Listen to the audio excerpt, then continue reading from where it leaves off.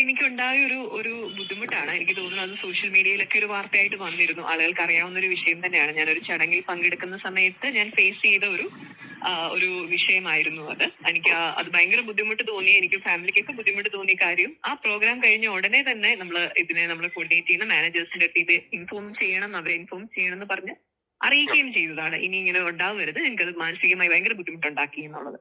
ഞാനൊരു 10-20 വർഷമായിട്ട് സിനിമയിൽ നിൽക്കുന്നുണ്ട്. എനിക്ക് തോന്നുന്നു ഒത്തിരി ചടങ്ങുകളിൽ ഞാൻ പങ്കെടുത്തിട്ടുണ്ട്. ഫസ്റ്റ് ടൈമാണ് എനിക്ക് ഇങ്ങനെ ഒരാളിൽ നിന്നും ഒരു പെരുമാറ്റം ഉണ്ടാവുന്നതും, ഇങ്ങനെ ചില വാക്കുകൾ എനിക്ക് കേൾക്കേണ്ടി വന്നതും. അപ്പൊ അത് ഡെഫിനറ്റ്ലി എന്നെയും എന്റെ ഫാമിലിയും ഭയങ്കരമായിട്ട് ബാധിച്ചു.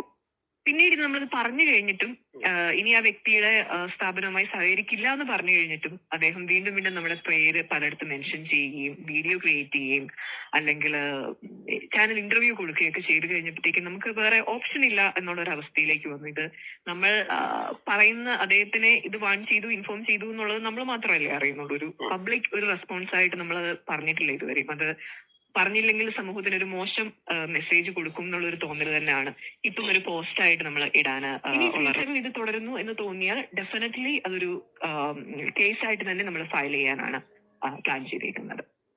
ഒരു വ്യക്തി തന്നെ നിരന്തരം ദ്വയാർത്ഥ പ്രയോഗങ്ങളുടെ അധിക്ഷേപിക്കുന്നുവെന്ന ആരോപണം ഉന്നയിച്ചതിനു പിന്നാലെ കടുത്ത സൈബർ ആക്രമണം നടക്കുന്നതായി കാട്ടി പോലീസിൽ പരാതി നൽകി നടി ഹണി റോസ്.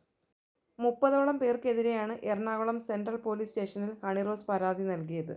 ഒരു വ്യക്തി തന്നെ നിരന്തരം അധിക്ഷേപിക്കുന്നുവെന്ന് ആരോപിച്ച് ഹണി റോസ് സമൂഹ മാധ്യമങ്ങളിൽ കുറിപ്പിട്ടിരുന്നു.